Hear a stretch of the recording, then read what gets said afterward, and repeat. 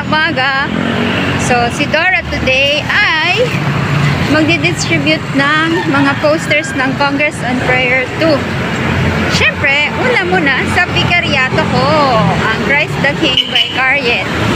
So, nandito ako ngayon, naglalakad sa BF Road. Tadang! At, uunahin ko siyempre ang Christ the King Parish. Ayan, madadaanan natin ang Philippine Lyceum of St. Dominic papunta po sa BF Homes na kung saan nandito po ang Christ the King Parish. Tadang! Maganda na yung kalsada, in fairness.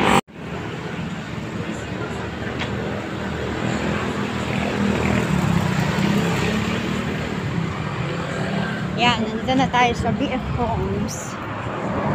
Tadang! So, dadiretsuhin mo lang yung street na yon, na gate ng BF1. Tapos, kakanan ka na dito pag nakita mo yung sign na Christ the King. Ito po ang Ninang Lydia Street. Tadang! Konting tumbling lang. Ayan na po ang parokya. Tadang, tadang, tadang.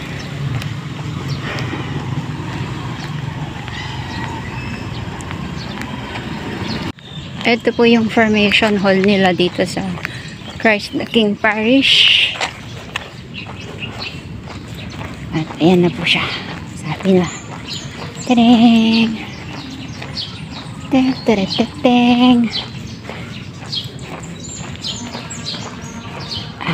Ay, sila ay kasalukuyang mayroong nobenaryo para sa Our Mother of Perpetual Help. Yun po ang kumbento. At yan, ere na po ang parokya ng Christ the King.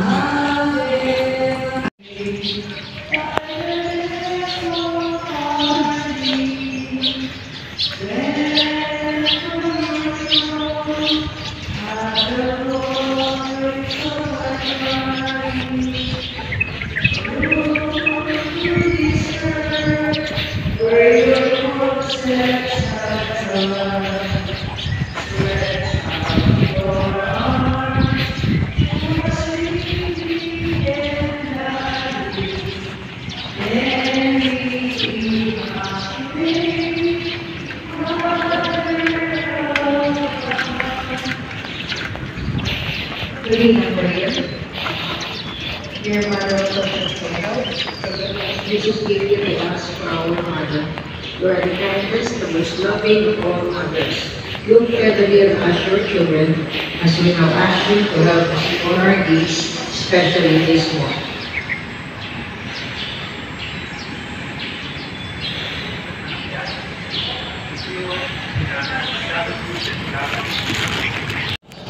Ayan, ayan po si Ate Carmi, ang magandang sekretarya po ng Christ the King Parish.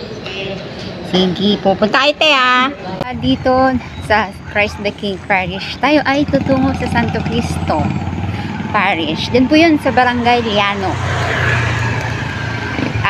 Sakay tayo hanggang Del Mundo ng trike kasi hindi ko siya matandaan. Paano papunta doon? Mahaba.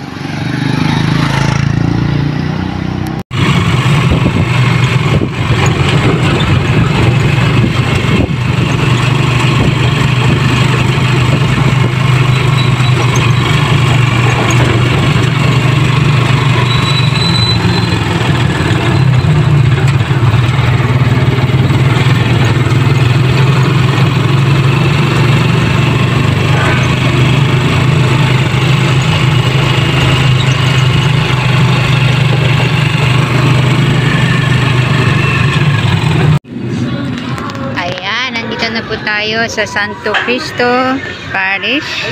Tapos ang kanilang bagong parish priest, ito na po. Tala, tawid tayo. Si Father Sammy Quejada. Tadeng! Tala, makita ang picture ni Father. Tadeng!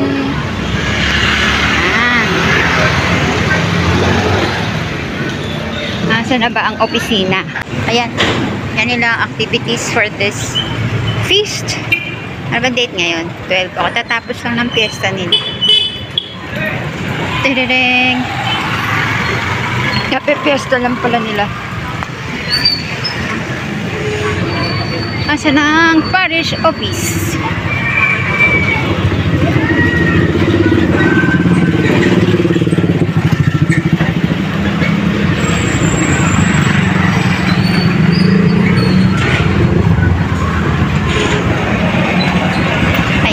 Day.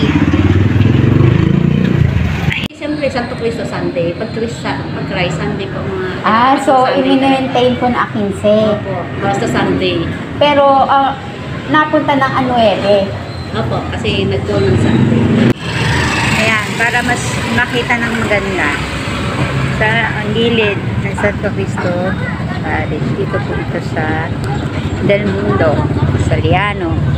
Ayan. So, happy fiesta lang po nila nung 9. Bale, every second Sunday of February. So, papunta sa Santo Cristo, matandaanan ang Revisco. At pwede tayo kumuha dyan ng sponsorship. So ngayon, babalik naman ako sa Mother of the Redeemer Parish na kung saan ako nagsimba kaninang umaga. Siyempre, sarado pa ang parish office o ngayon, bukas na. So pag sinabi mong Mother of the Redeemer Parish, yun ang katabi ng Pure Gold de Paro. So, mga 30-minute walk siya galing ng Santo Cristo Parish. Siyempre, dadaanan din ang BF Homes na kung saan nandun ang Christ the King Parish. So, yung pink na yun sa dulo, yun ang Mother of the Redeemer Parish. Okay? So, ayan. Katapat lang siya ng Mercury Drug de Paro at saka ng Dali. At pag sinabing Mother of the Redeemer Parish, yun ang parokya ni Father Jose Casas Jr. Ayan. Taran! Sarap ng araw sa likod. Yan, mas malapit na. Init, sarap. It's a very simple parish. Pero dyan ako natakbo. Hindi ako makapagkumpisal sa aking parokya dahil hindi ako makatsempo ng schedule. Ito lang kasi may misa sa umaga. Hirap ako magsimba sa gabi. Ayan. Siyempre, nakalimutan ko kaninang kuhaan nung may ilaw pa nung nagsimba ako. Ayan po ang loob ng simbahan. Medyo madilim.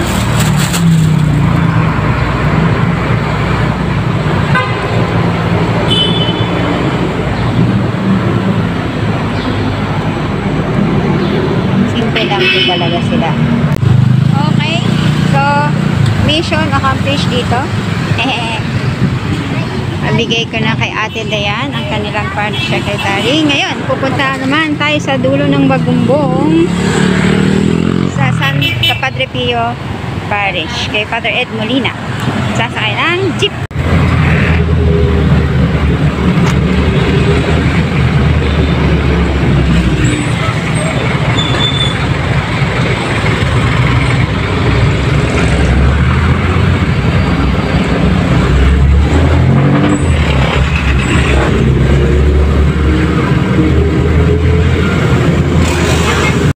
Binaba ako dito ni Kuya sa Clean Fuel. Ilang tumbling lang. Malapit na sa Padre Pio. At hindi ako pinagbayad. Ang bait-bait, diba? Oh. Thank you, Lord. Daanan ang Parkview Heights.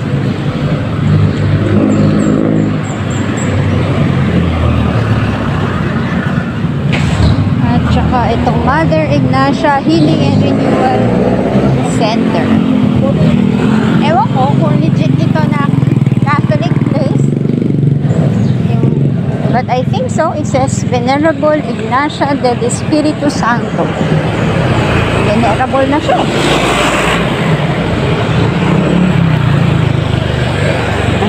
madaming mahiwagang ano dito sa Bagumbong. Okay, tapos clean fuel. At ayan na siya. Tantararan!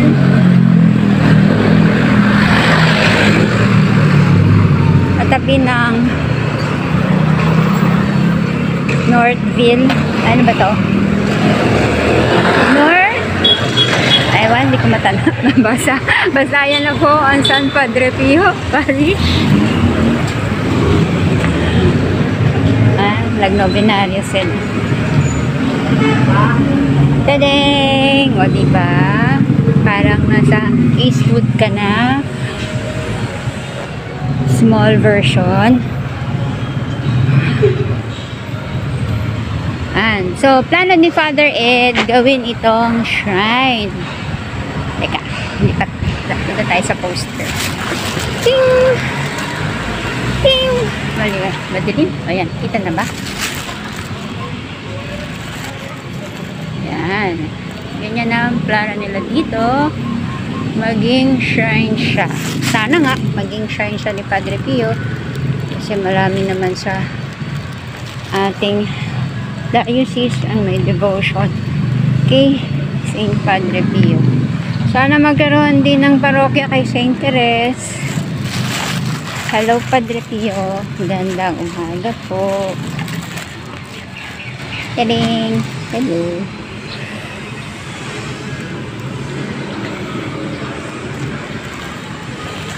Simula tayo sa loob.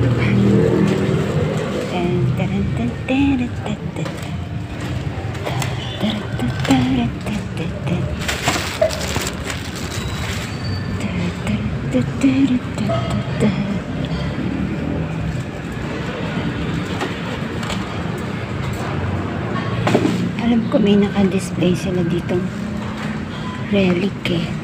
Ay, Lourdes.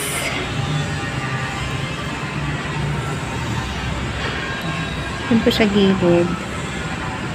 May mga nakasabit dyan na rosary gaya po sa Eastwood.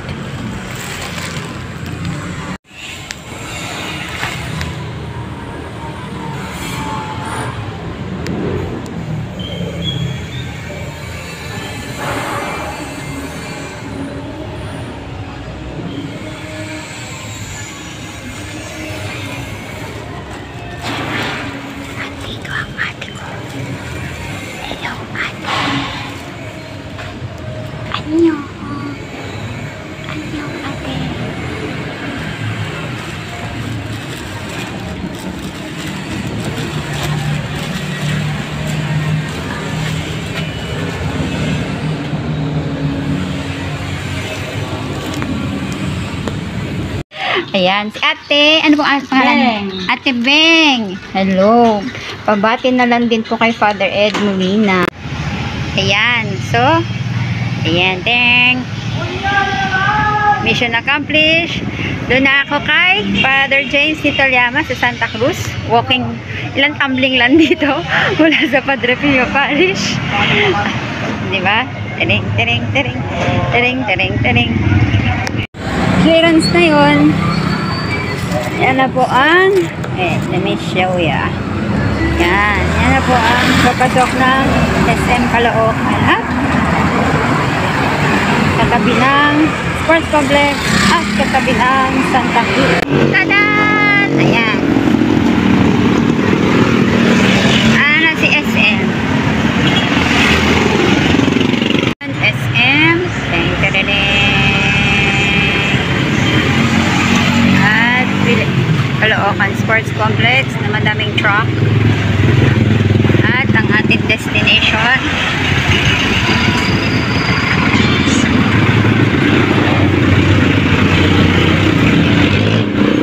ang Santa Cruz Parish. Uy, ting, ting, ting, ting.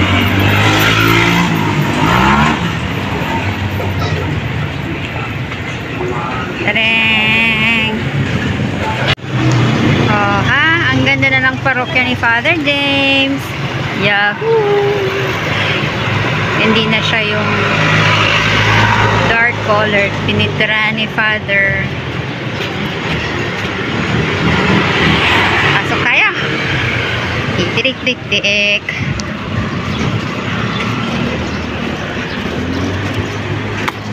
Ang parokya ng Singing Priest ng Novaliches.